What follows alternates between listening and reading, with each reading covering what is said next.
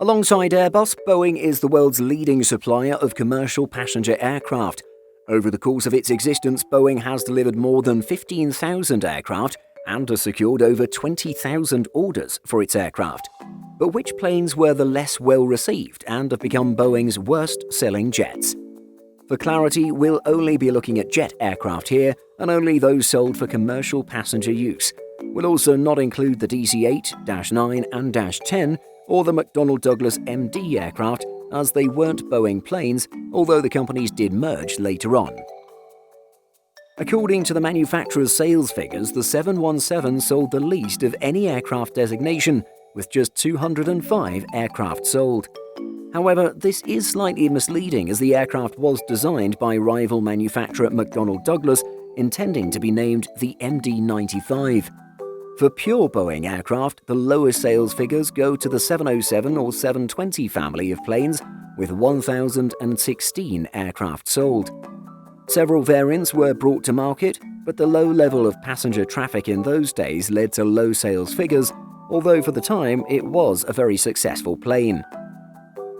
Moving on, the 737-100 entered service with Lufthansa in 1968, with the German airline ordering a total of 30 of the type. 5 went to Malaysia-Singapore Airlines and 2 to Avianca. One further 737-100 was built, which went to NASA following its stint as Boeing's prototype. That makes for a total of 38 orders for the type, a number that has been significantly eclipsed by most other variants of the family. The launch of the larger 737-200 just months after likely contributed to these low sales.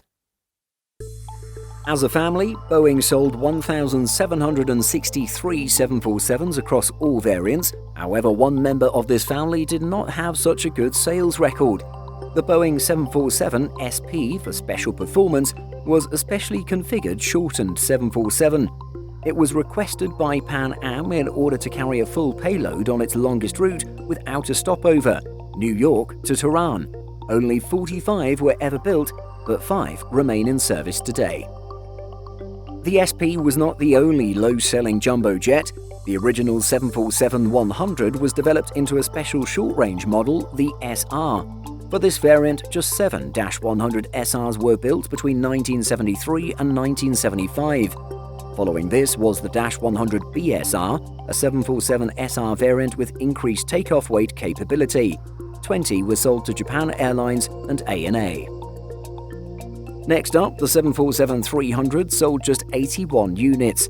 However, this was not a mark of a poor aircraft. Quite the opposite. The 747-300 was rapidly superseded by the more advanced -400 just 2 years after its introduction, leading a number of airlines to switch their orders to the newer model. On the whole, Boeing's wide-body families have sold well across all variants. However, one wide-body has been less well received, the little-known Boeing 767-400ER. The 767 family as a whole sold 1,464 aircraft to date. However, this stretched variant sold just 38 units, making it Boeing's worst-selling wide-body aircraft. Despite being an extended-range aircraft, it didn't have any additional fuel capacity over its smaller 767-300ER sister. This meant its range was limited to 5,625 nautical miles, around 350 nautical miles shorter than the 767-300ER, something that wasn't too appealing for carriers.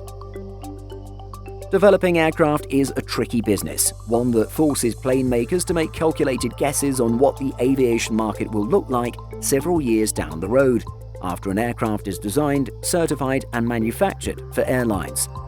Clearly, some of these calculated guesses didn't pay off as well as the others. Does our list of Boeing's worst-selling aircraft surprise you? Let us know in the comments. Did you know that we publish over 175 stories every single week on simpleflying.com? Be sure to check the link in the description for more great stories just like this. Thanks for watching, and be sure to like and subscribe before you go.